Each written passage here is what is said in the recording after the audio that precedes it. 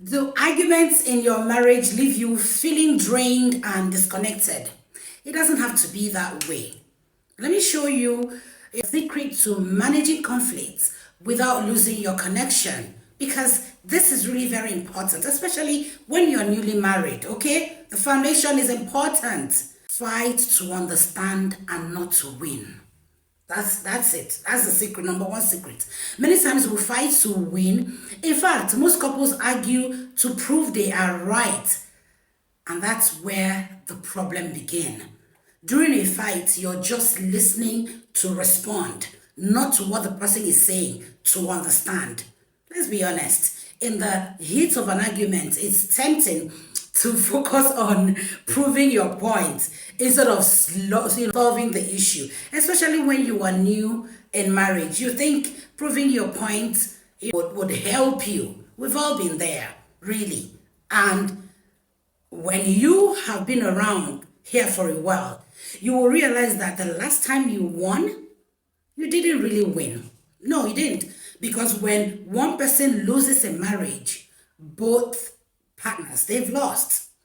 What you need to do instead of that is learn to listen first. Slow down and truly hear what your partner is trying to say. That's what truly works in marriage. Remember that scripture in James that says, be quick to hear and slow to speak? Exactly. I know it feels good to marshal out your points, defend yourself, make you feel like you flawed your partner.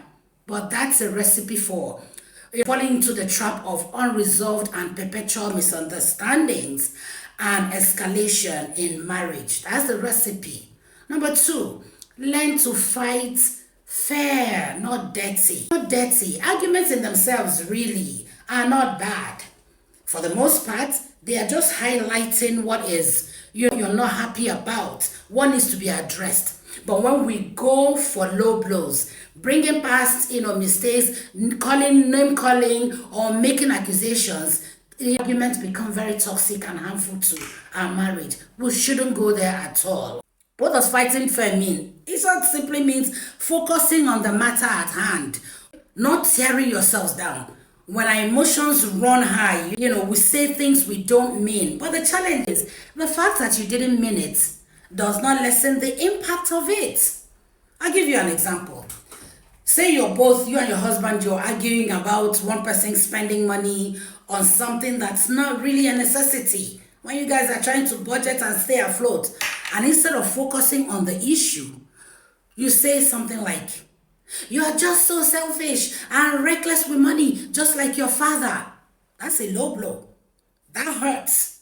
And now the argument becomes about a battle over hurt feelings rather than the discussion about money, which was what you intended. This erodes trust in marriage. Honestly, erodes trust. One thing that helps when these arguments come is to set ground rules already for when they come. You both can agree and say, okay, we'll avoid words like always, never, there'll be no insults, no comparisons, and no bringing up unrelated past issues during arguments. If the argument is about money, please stick to money, and commit to taking a break when your voices are really getting loud. Number three, apologizing with action, not words alone. Apologies mean absolutely nothing if efforts are not made towards not repeating the problem or continuing the hurt. It's useless. For example, after a heated argument about money, when you have apologized, you guys should sit down, or the wife or the husband should say, okay, let's create a budget to prevent future fights about money. Apology should not only be in words, but also in action. The skill of apologizing, genuinely turns fights into opportunities for strengthening the bond you have in your marriage. Yes, at the end of the day, taking responsibility for your part and owning your mistakes builds trust, while finger pointing or blaming would widen the gap. Okay? Arguments don't have to tear your marriage apart. They can be opportunities to grow closer. That's what I'm saying. If you know how to handle arguments, there are opportunities. And if you're tired of the same fights happening over and over again, comment peace or DM me help to learn how to turn conflicts to connection. Okay, wifey?